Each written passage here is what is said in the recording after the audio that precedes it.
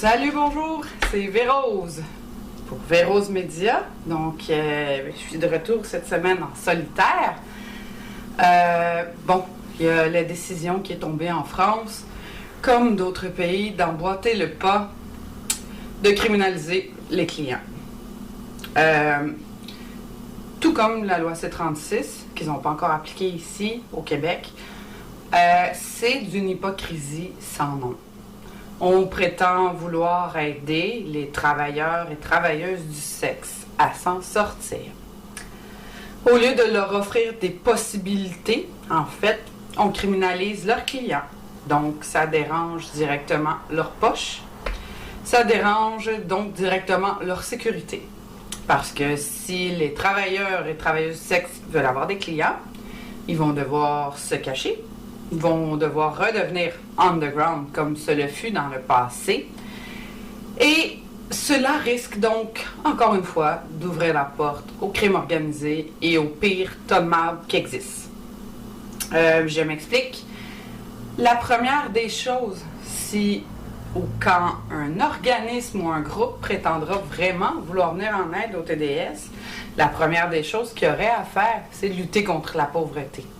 Parce que la première raison qui amène les gens, peu importe, à la prostitution, c'est l'argent.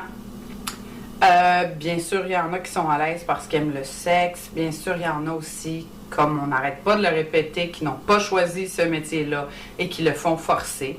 Et ça mérite d'être dénoncé et les gens qui les forcent à faire ça méritent d'aller derrière les barreaux et pas avec des petites sentences de 6 mois, 1 an, quelque chose comme ça. Ça va pas enlever l'idée aux gens qui font de la traite et du proxénétisme de refaire ça si après plusieurs milliers de dollars, ils pognent 6 mois en dedans. Ils vont juste recommencer en sortant 6 mois plus tard ou faire travailler d'autres de leurs boys avec leurs filles. Donc, c'est pas comme ça qu'on va régler le problème.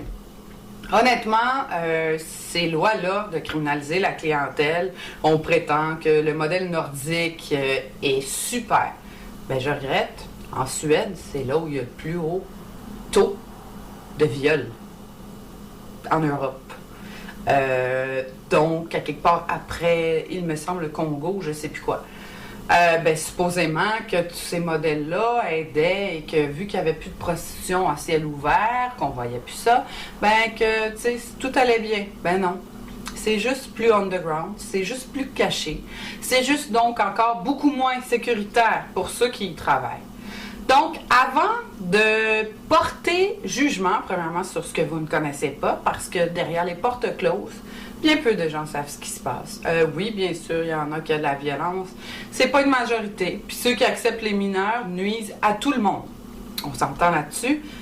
Ce qui arrive, c'est que on peut pas non plus empêcher le milieu underground de grossir quand on fait que on veut rendre tout ce qui est autour illégal. Oui, bien sûr, c'est donc gentil de prétendre vouloir sauver ces pauvres victimes-là.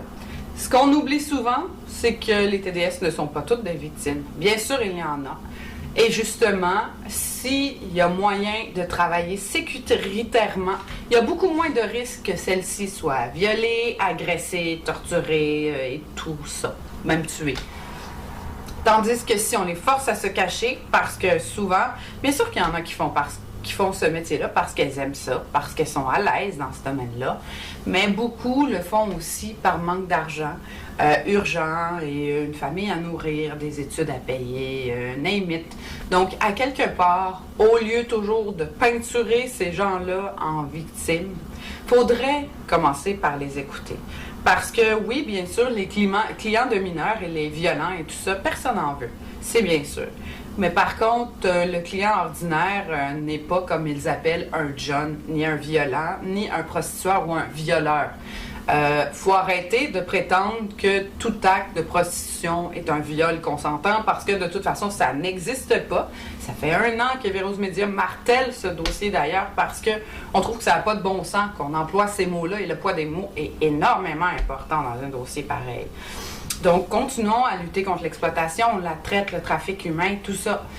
Mais par contre, laissons les adultes consentants en paix et justement qu'ils investissent dans des vrais organismes qui sont là pour venir en aide aux vraies victimes, qui ne sont pas monsieur, madame, tout le monde, qui, un homme le soir, quelque chose, fait appel à une escorte ou à une masseuse pour un service entre adultes consentants et où il n'y a aucune violence.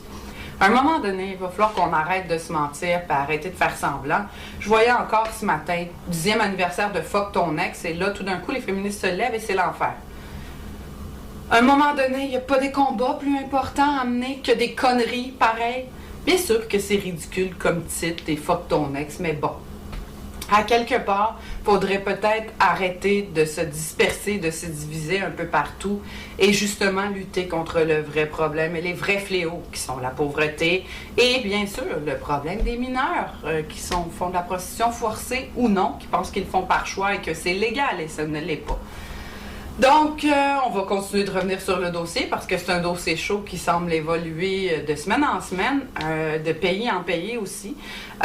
Nous, bien, on attend toujours des nouvelles de Justin Trudeau qui a promis de reviser la loi C-36 et aussi, surtout, d'écouter les travailleuses du sexe, les premières concernées. On ne nie pas le message des survivantes qui est aussi très important. Mais par contre, les survivantes ont souvent sorti du domaine, ont souvent été des victimes pour X, Y, Z raisons. Donc, il faut aussi écouter celles qui y sont encore aujourd'hui et qui ont quelque chose à dire et qui veulent elles aussi pratiquer leur métier en toute sécurité et en paix et légalement.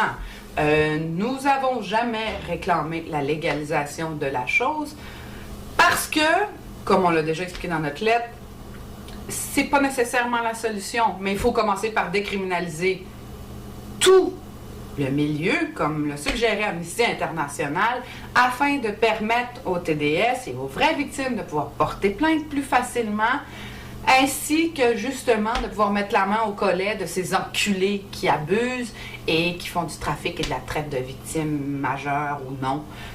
Ça se fait pas et c'est inacceptable en tant que société.